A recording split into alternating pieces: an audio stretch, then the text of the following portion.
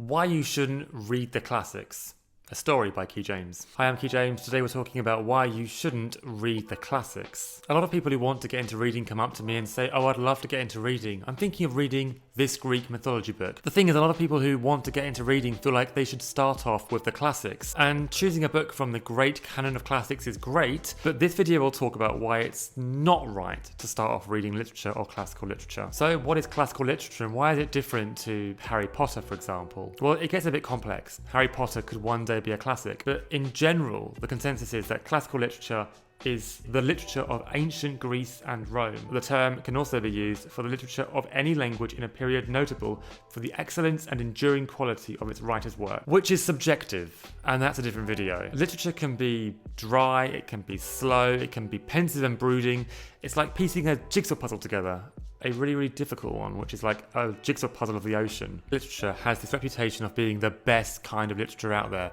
It's the stuff you're taught at schools, it's the stuff movies are based on, so it makes sense that someone who hasn't been reading a lot might think to get into classic literature as a great starting point. But classic literature can be dense, academic, and even elitist. Take Virginia Woolf's To the Lighthouse, for example. On the surface, it's literally about a trip to the lighthouse.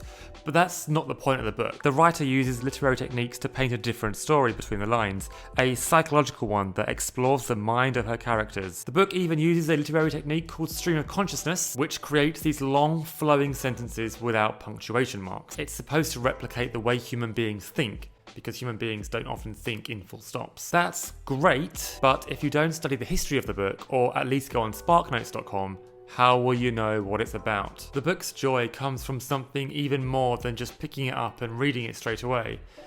It goes a little bit deeper than that. A lot of classic literature is also, well, old. History is so important, but as the world changes, so too does the language. Slowly you'll find in these books less and less of a vocabulary that you use today. Admittedly, some publishers do make this easier by having a list of the words and what they mean in the glossary. Literature can also feel unrelatable. New contemporary fiction often uses current situations and references to paint an easily realistic world.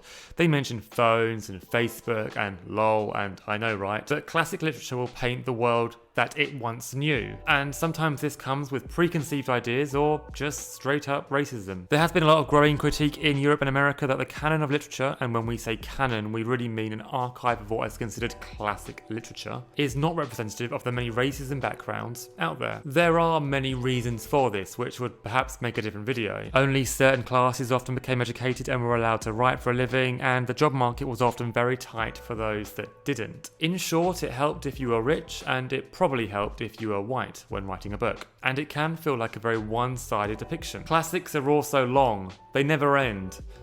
Like this video. Sometimes you just want a slim book to carry around on the train rather than picking a big old dusty book of James Joyce from the library. After all, you're here to read a new book, not learn a new language. Problem is that when you say you've read a classic book, so many people will perceive you as reading all the other classics. You might even feel pressured to say that you know them. Someone might even say, oh, Dickens, that's so pop culture. Have you not been reading Hardy or Woolf? And you'll think, no, I haven't, but there's too many to read, and now I feel like an idiot. Don't get me wrong, I do enjoy the occasional classic bit of literature. Take Thomas Hardy's Jude the Obscure, for example.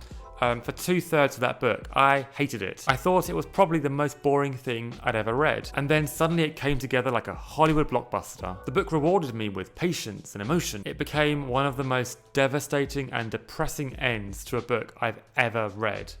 So it was pretty worth it. But what is clear is that when you read a classic work of literature, you have to work for it. If you're a lit student who eats classics for breakfast with their cereal, you might feel differently. But if you're new to the world of reading, then don't feel pressured to just pick up a classic and know it. Don't get peer pressured into the prestige of reading a classic. Think about what you actually like and read that instead. I'm Key James, thanks for watching, and until next time, have a good week.